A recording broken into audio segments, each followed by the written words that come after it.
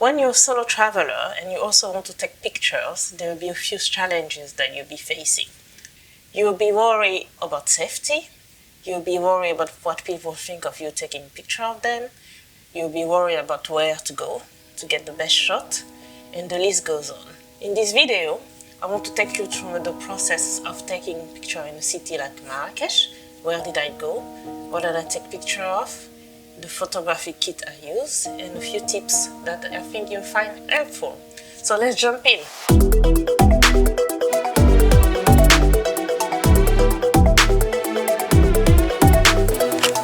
So fun fact, when you are in a city like Marrakech, people don't actually like to get their picture taken. Actually, it's not a fun fact, but the fact is, like in Morocco, they even believe that if you take a picture of them, you are stealing their soul. So that's why they don't like a stranger to just walk around the street and be starting to snap picture of them or their kid or with them as a family. So in order to go across that barrier is to make a report, and sometimes it's good to learn the language a bit.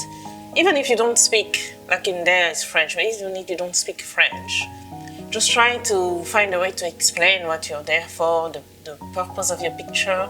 And sometimes it's good to just have like Google Translate that can help for a few phrases here and there, like for example, basic phrases like, oh, can I take a picture of you? Or I'm a travel photographer and I would like to share it with my friend and things. And another solution as well is sometimes to get these mini printers called Instax. Actually, I need to invest in that. So you can take a picture of the person, print it straight away, and give it to them. So that's much appreciated, and it's also a way to break the barrier of photographing people. So for example, here I'm walking around the souk, and I can see this guy forging things, and they love the camera.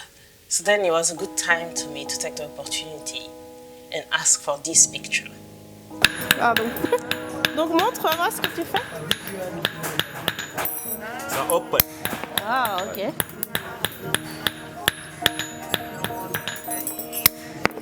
Cool.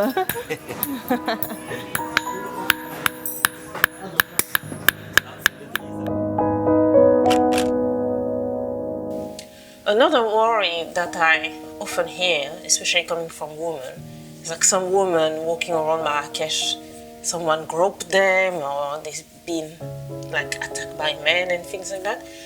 It was not my personal experience. You obviously get the usual catcalling and things because I'm a woman of color actually. Actually, that wasn't even a problem because some guy called me Shakira when I was walking around the souk. So obviously my skin color wasn't an issue then.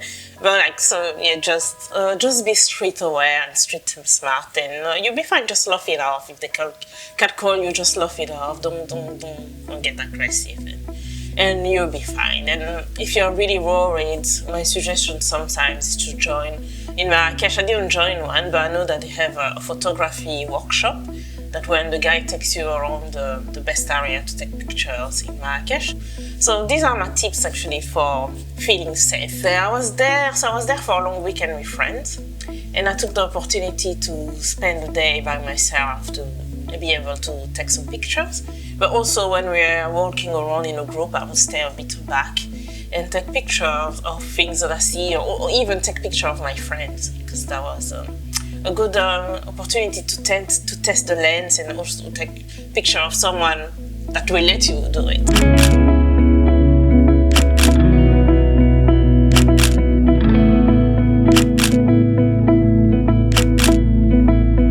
I think a weekend in Marrakech is more than enough.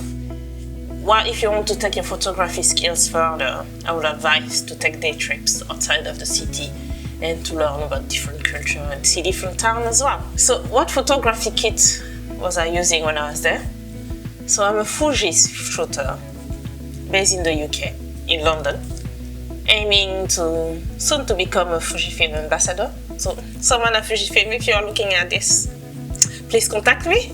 I was using the Fujifilm X-T4 with the combo. My main combo was the Fujifilm X-T4 and the lens was the 16mm 1.4. Love that lens, one of the best lenses that Fuji ever made. It's my favorite lens for traveling because you can really take contextual portrait, show the grandeur of the city. So sometimes if you're in a city with big arches, you can take a really good architectural shot. And it's great for portraits as well, but contextual portrait. Don't get too close to someone's face. It's good to photograph the food. It's good, as I said, like architecture, so I could take a good picture of the Riyadh.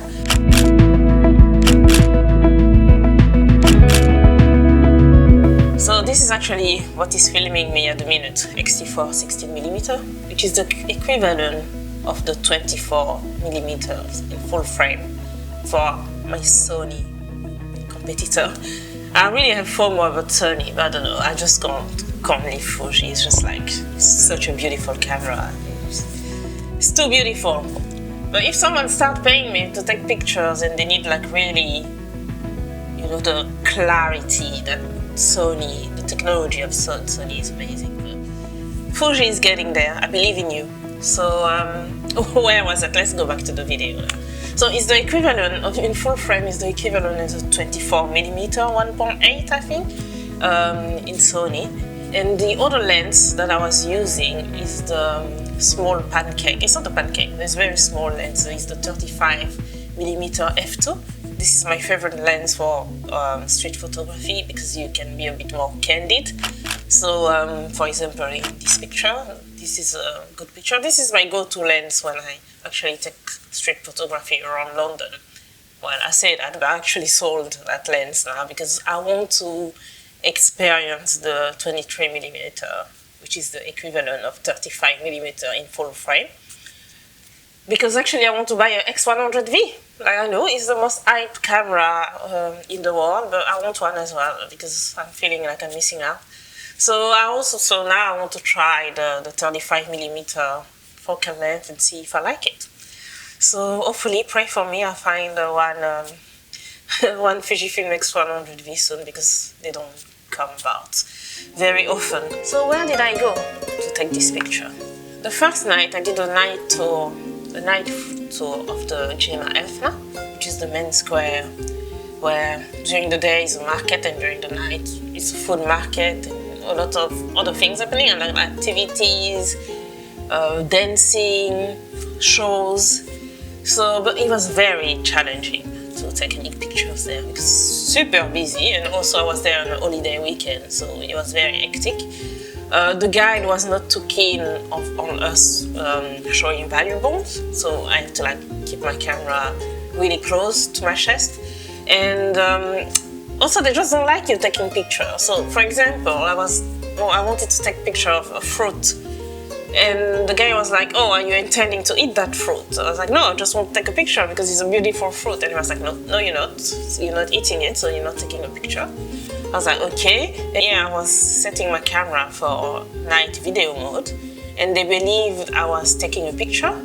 So you can see here that this guy is telling his friend that I took the picture, and now the guy is kind of coming for me, and then we had to pay him. So I ended up only getting a couple of shots from that night at the tea stand and the dancing show, because this one you are allowed to take the picture.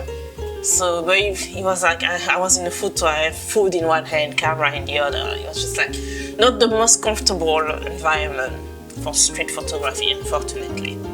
But if you plan it properly and you specifically go with a guide and tell him, look, here's some money, I will tend to take some picture if someone asks for money because their picture has been taken, then the situation will be sorted. So the next day, I did a private tour of the souk in the old city. It was very beautiful and colorful. And also Riyadh was a bit outside of the Medina. It was a 20-minute walk.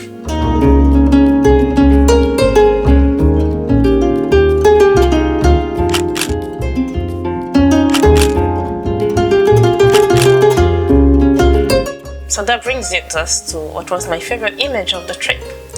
It is a bit of a backstory.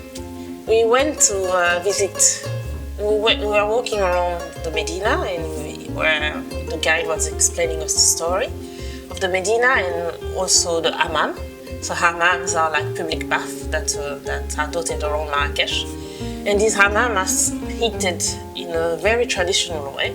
It's eaten by a farnaci, which is like traditional oven, where there's a guardian that is there like putting the fire all day.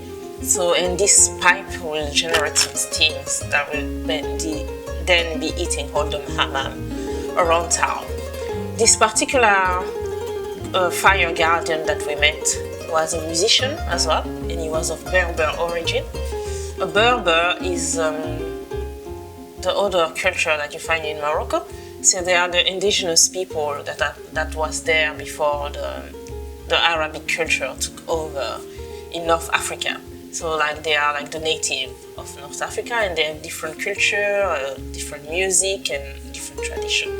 So we had the opportunity to walk into this cabana where the guy was guarding the fire, and he was also, obviously sometimes he sleeps there, I think, because to heat the hammam you have to do it 3 hours before, and if, for example, the hammam open at 8 a.m., the guy already have to be there at 5 a.m. to heat the fire. So we went onto this place, and he was there, and it was a night setting. He played some music for us, and then he let us take pictures, and that was actually my favorite picture of the trip, because the lighting was just the best, and then he was like there playing music with his guitar. It was also a nice place for me to take a self-portrait. معلم قناوي.